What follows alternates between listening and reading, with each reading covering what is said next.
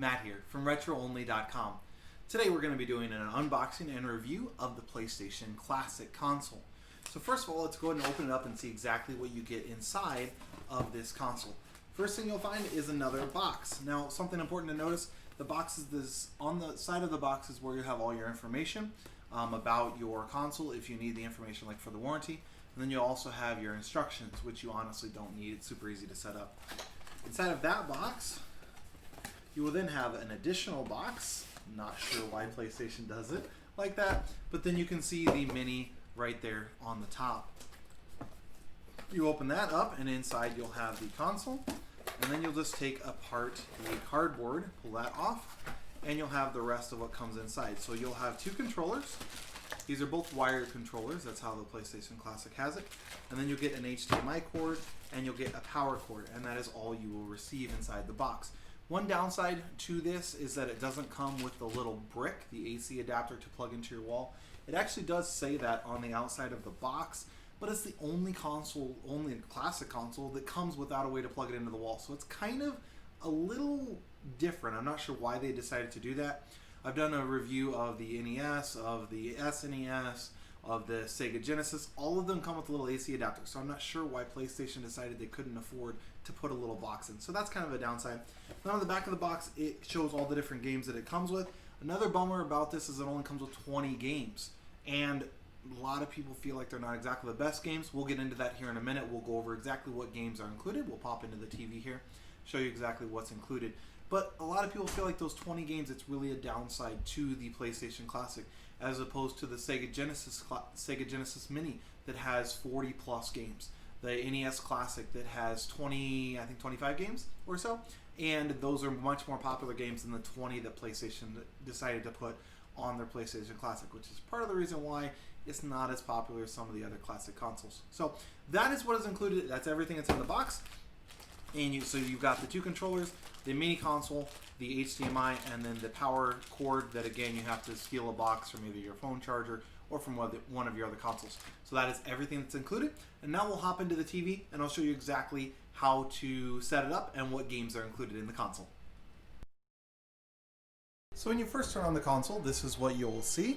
This is the startup screen of the PlayStation Classic when it first starts up. And then you'll go to a language choice. You can choose English United States, English UK, or all the other language options. There's actually quite a few. So you can just choose which one you want, and then you get a little guide. So it tells you exactly how to do it, change virtual disc during gameplay, turn the console on or off. Pretty basic stuff. Important health and safety warnings is the same as on all of the classic consoles. Since the graphics are considerably worse than what we're used to, and most people now have flat panel, high definition TVs similar to the one that I'm playing it on, it can honestly hurt your eyes, hurt your head a little bit because of the way the old school graphics combine with the movement on the high def TV. So it can actually hurt your eyes a little bit. It can give you a headache. I've had that happen before when I was playing Mario Kart on my N64 on my flat panel. It actually hurts your head a little bit after playing it for a while. So that is something to keep in mind. Here are all of the games that are available. You can just go left and right here, going back and looking at all the different ones. So we've got Wild Arms, Twisted Metal, Rainbow Six. That's a decent game. You've got Tekken 3. You've got Siphon Filter, Super Puzzle Fighter 2 Turbo. You've got Ridge Racer. You've got Revelations, Persona, Resident Evil, Director's Cut.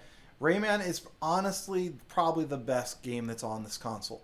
And that's just a testament to PlayStation didn't choose to put a lot of great games on this console. This is my personal opinion. I personally love playing Rayman. But that's probably one of the best ones. Then, of course, you've got Oddworld. You've got Mr. Driller. You've got Metal Gear. You've got Jumping Flash. You've got Intelligent Cube. Grand Theft Auto. The original one. Okay, we're on Grand Theft Auto 18 or something now. Then you also do have Final Fantasy 7. That's a good option. So probably this one, Grand Theft Auto, and then the Rayman are probably your three best games. And that's one of the issues with the PlayStation Classic, is that honestly, despite it being what could have been a great option, it just really isn't when you compare it to all the other classic consoles. If you look at the Sega Genesis Mini, which I've got a review on here on our channel here on YouTube, if you look at that console, it's got 42 games. PlayStation Classic, only 20, so half as many. If you look at the It versus the NES Classic. The NES Classic, they put all of the best games into it. And for some reason, PlayStation just didn't. Whether it was because of the licensing rights or because they felt that it would just slide along in the name of PlayStation. There's a reason why you can find PlayStation Classics all over the place. And the prices dropped considerably since they were released. And that's not true of NES. NES Classics have gone up a lot. So you got your Classic Rayman. You can skip through. And like almost all classic consoles, you won't see it as full screen on your high definition big screen TV. It'll normally only fit into the middle. That same is true of the Sega Genesis Classic. If you look at the review that we did on that, it also has the things on the side. So here's your Rayman. And this game is probably one of the best, in my opinion, that PlayStation put on the Classic. But unfortunately, they only did 3. So not sure why they chose to go that route. But for some reason they did. Okay, so you got your memory card. Doesn't matter. Sure. Alright, so you can save Rayman just like normal. And then go ahead and start. So this is some gameplay. You can skip all the graphics and stuff like the traditional game.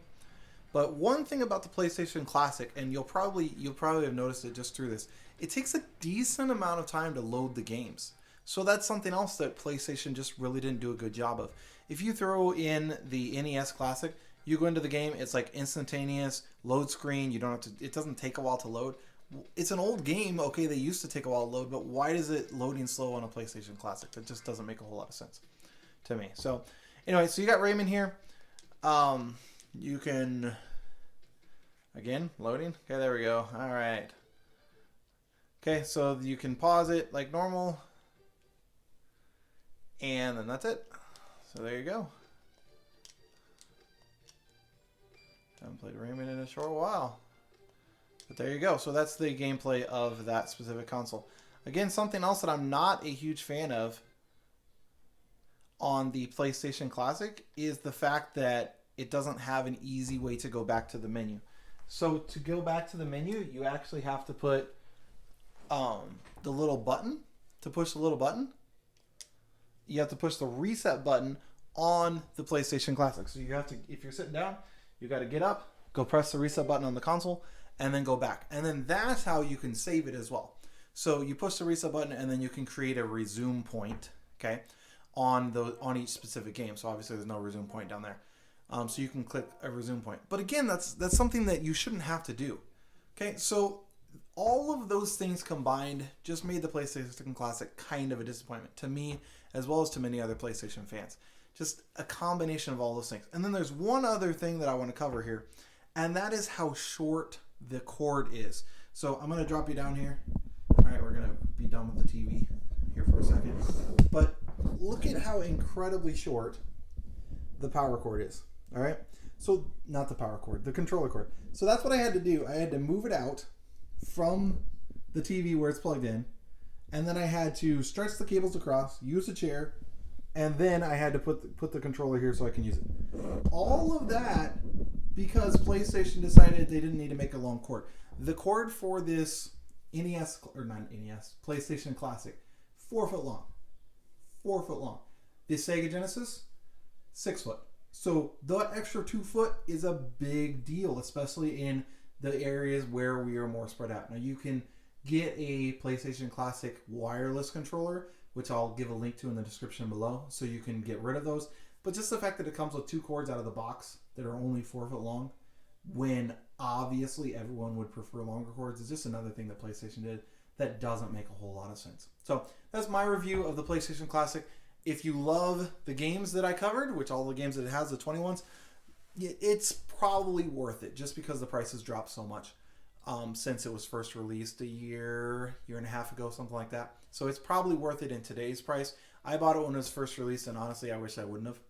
Just because I ordered it, I was so excited about it, and then I got it and realized, oh, it doesn't have very many good titles. So that was kind of a bummer for me. So that's our review from RetroOnly.com on the PlayStation Classic.